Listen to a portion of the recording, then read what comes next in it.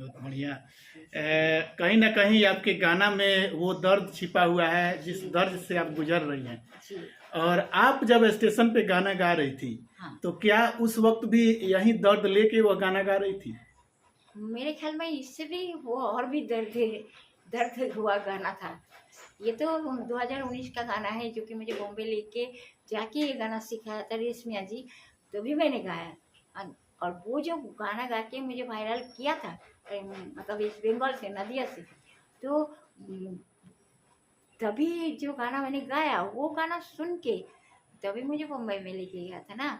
अगर वो गाना ना सुनती तो शायद यहाँ पे कोई অনুষ্ঠাन, कोई प्रोग्राम नहीं होता और मुझे जाने को भी नहीं मिलता था।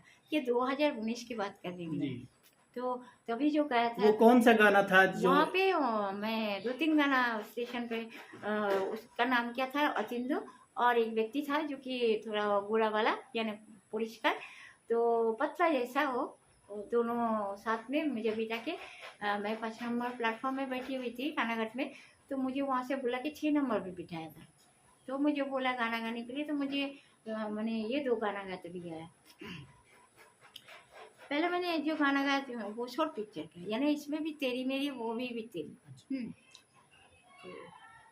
तो वो गाना है, उन आँखों का हंसना भी क्या, जिन आँखों में पानी ना हो, हाँ, उन आँखों का हंसना भी क्या, जिन आँखों में पानी ना हो, वो दीवानी दीवानी नहीं, हाँ, जिसकी कोई कहानी ना हो।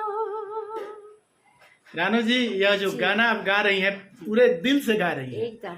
और जब आप गाना की दुनिया में घुसी तो आपको ये चीज नहीं हुआ कि मैं कोई बड़े स्टेज पे जाऊं? हालांकि हिमेश रेशमिया के द्वारा आप तो गई थी, जी, बॉम्बे। उसके पहले आपको यह चीज नहीं लगा कि हमें भी उस मुकाम पर जाना चाहिए? मैंने कुछ मुकाम क्या होगा ये भी नहीं सोचती थी तभी, क्योंकि मेरा हालत ऐसे हम लोगों ने बनाया था, कि जिसे हम अपना समझते, हम लोग हमारे हालत उस तरह का बनाया था कि अगर मैं गाना गा के बोलता कि मुझे भूख लगा तो मुझे खाने के लिए कुछ परोठा रोटी या फिर केक बिस्किट चाय देता था हाथ में, 20 रुपया या फिर 30 रुपया या फिर 10 रुपया ऐसा देते थे।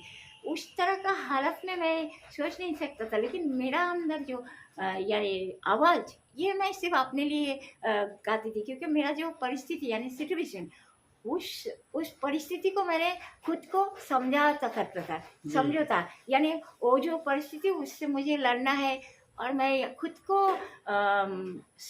समझाती थी कि मुझे रोना नहीं। और फिर आपके उम्र में, आपके उम्र की औरतों पर जिस तरह से दुखों का पहाड़ टूटा आप पर, तो अगर दूसरा औरत रहती तो कहीं ना कहीं अपने पैर पे खड़ा नहीं हो पाती। कितना औरतें होती हैं कि जाके कहीं डूब जाती हैं या आत्महत्या कर लेती हैं, लेकिन आपके द्वारा कहीं ना कहीं आपका जो जीवन है वो जीवन को चलाया जा रहा है, अपने आप में बहुत बड़ी बात है। जी, शुक्रिया। हिमेश रेशमिया जी के द्वारा जिस प्रकार से आपको उस मुकाम पर पहुंचाया गया, आखिर ऐसा क्या हुआ फिर से आप उस जगह पे वापस आ गई? क्योंकि मुझे तो कोई इस तरह का एग्रीमेंट करके नहीं लेके गया कि हम उधर 1 महीना रहेगा या 15 दिन या फिर साल भर, ऐसा कोई एग्रीमेंट करके तो मुझे नहीं लेके गया। तो मुझे कैसे मालूम होगा कि वहाँ कितना दिन मुझे रहना चाहिए था। लेकिन हाँ, जिस दिन गया कुछ बारिश, तभी वहाँ पे कुछ जो बारिश का सीजन, यानी क्या बोलते हैं इसको, बरसात, बरसात की सीजन था ना, तो पानी गिरने वजह से 10-15 दिन तो वही रुकना पड़ा, वो भी होटल में। वहाँ तो कोई घर पे नहीं लेके गया क्या, वहाँ पे नहीं, घर भी नहीं था वहाँ। अगर घर था, उसके बीते हुए दिन की बात करें तो वो भी भाड़ा पे था। अगर वो लोग बाद में, मेरे बाद में, मुझे अलग करने के बाद वो लोग क्या बनाया था क्या नहीं बनाया, वो तो उसकी खबर तो मुझे नहीं है, आज तक नहीं है। लेकिन वो बेईमानों ने क्या बनाया था, क्या किया था, उन बेईमानों के बारे में भी मुझे कुछ याद नहीं है। लेकिन जब मुझे बॉम्बे लेके गया तो भी होटल में ठहरना पड़ा, क्योंकि उनके अलावा तो कोई नहीं जगह था। और हम 3 व्यक्ति गए यहाँ पे से, जैसे वो अतीन जो जिसने वायरल किया वो, और तपन नाम का एक व्यक्ति और मैं, तीनों व्यक्ति हम वहाँ पे गए। और वो छुप के या पीछे कौन कौन गया ये मुझे नहीं मालूम। तो जब हम गए तो यहाँ से तो हम लोग तो एयरपोर्ट तक गए यहाँ पे गाड़ी लेके, फिर बाद में हम लोग प्लेन चढ़ के फिर गए ना। तो मुझे नहीं मालूम कि कौन, क्योंकि हमारे सामने तो किसी को दिखाया नहीं, जो प्लेन यात्री था उसे ही दिखाई दिया। ट्रेन पे तो नहीं गए कि मुझे मालूम होता कि हमारे साथ वो गया। गर्दी तो होता है, ट्रेन पे जाएंगे तो गर्दी होता है, तो कौन गया था वहाँ पे वो नहीं मालूम। लेकिन वहाँ जाके कुछ पहचानने में होता था कि हाँ, क्योंकि बीते हुए जो दिन यानी 2019 के पहले 2008, 10 या 12 उन दिनों की बात अगर करेंगे तो याद आते आते रोते रोते दुआ करते करते बस सब कुछ छोड़ दिया, तभी जीने लगा, फिर वायरल हो चुकी। यानी कि आप वायरल हुई थी तो आपके वायरल होने के पीछे भी कुछ ना कुछ राज था।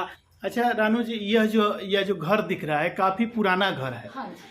तो यह जो घर है ये घर किनके द्वारा बनाया गया था? ये जो मेरा मौसा था ना, यानी मेरी पिता भी बोल सकते हैं उनको, क्योंकि वो मेरा पिता की बराबर था। आपका जो चेहरा है वो फ्लैश करके कहीं ना कहीं पैसे कमाने का बहुत कमाया था, बहुत कमाया, उसकी सजा भी भोग रहे हैं।